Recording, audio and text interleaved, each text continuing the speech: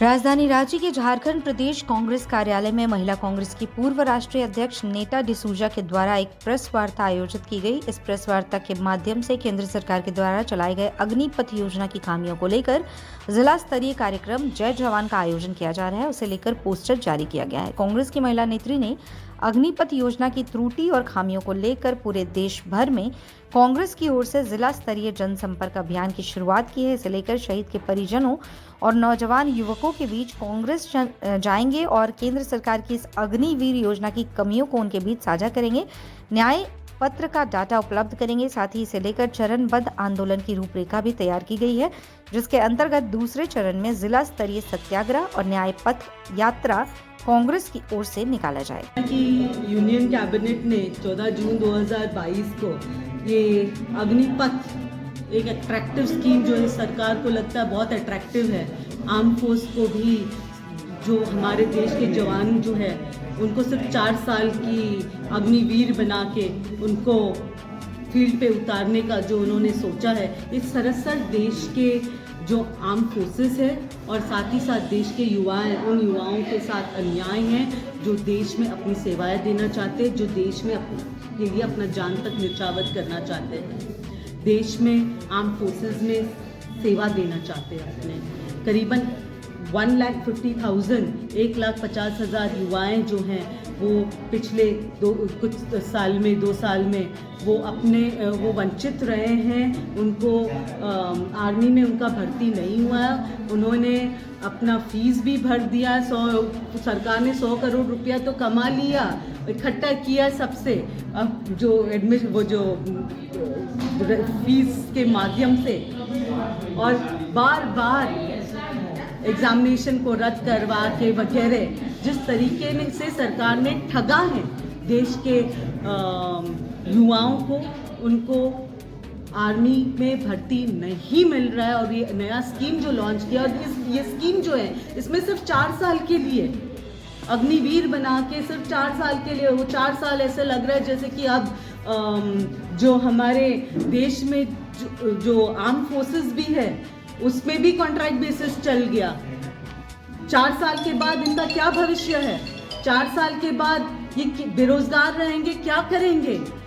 4 साल, और इनका जो सैलरी भी है, उनका जो वेतन है वो आम सैनिकों से आधा है, आधा से भी कम है। उनको 21,000 मिल रहा है। एक आम जो सैनिक जो भर्ती होता है उनको 45,000 मिल रहा है, और उन सभी चीज़ों से वंचित रखा जाएगा। नो मेडिकल अलाउंस, नो, उनके लिए कोई मेडिकल अलाउंस नहीं, कोई कैंटीन के जो उनको बेनिफिट्स मिलता है वो कुछ नहीं। और साथ ही साथ अगर कोई अग्निवीर जो है वो शहीद हो तो ना उनके परिवार ना किसी को कुछ मिलेगा।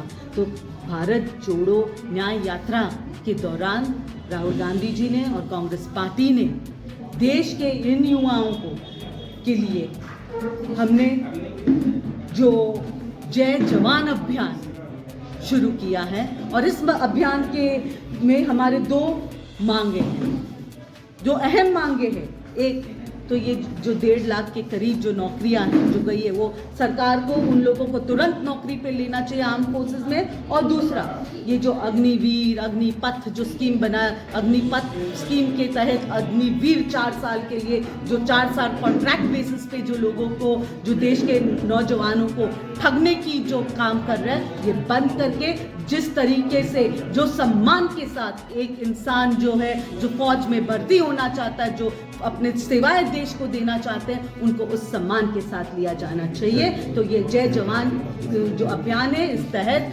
हमारी जो पार्टी के लोग जो है वो हर उस घर तक पहुंचेंगे जो लोग आर्मी में भर्ती हुए हैं, शहीद परिवारों के पास पहुंचेंगे, साथ ही साथ उन युवाओं के साथ संपर्क करेंगे जिनको फौज में भर्ती होना है, पर कई कारण से, भाजपा के गलत नीतियों के कारण से वो इससे वंचित है।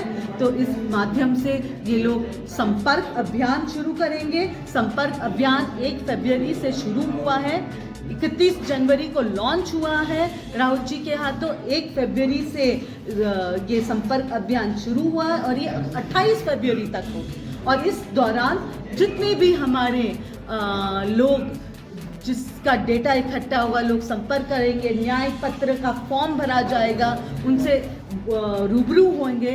उसके बाद हम लोग सेकेंड फेज में जहाँ पे न्याय यात्रा, जहाँ पे सत्याग्रह होगा, जो मार्च के 5 तारीख से 10 तारीख तक उस ब्लॉक के या जो सिटी शहर के कोई भी चौक पे या कोई महात्मा गांधी रोड या कहीं पे भी कोई अहम जगह जहाँ पे वो लोग निश्चित करें, वहाँ पे बैठ के वहाँ पे सत्याग्रह करेंगे। और सत्याग्रह के बाद न्याय पद यात्रा निकलेगी। ये न्याय पद यात्रा जो है वो 7 मार्च से लेके 10 मार्च के बीच में सारे डीसीसी डिस्ट्रिक्ट्स में, सारे डिस्ट्रिक्ट कांग्रेस कमेटी के जो अध्यक्ष है और वो सब मिलके करीबन 50 किलोमीटर का ये पदयात्रा, कम से कम 50 किलोमीटर का पदयात्रा होगा, जिसमें बड़ी से बड़ी संख्या में देश के नौजवान और उन परिवारों के, शहीद के परिवारों या जो आर्म फोर्सेस के परिवार के लोग उसमें शामिल हो। आपके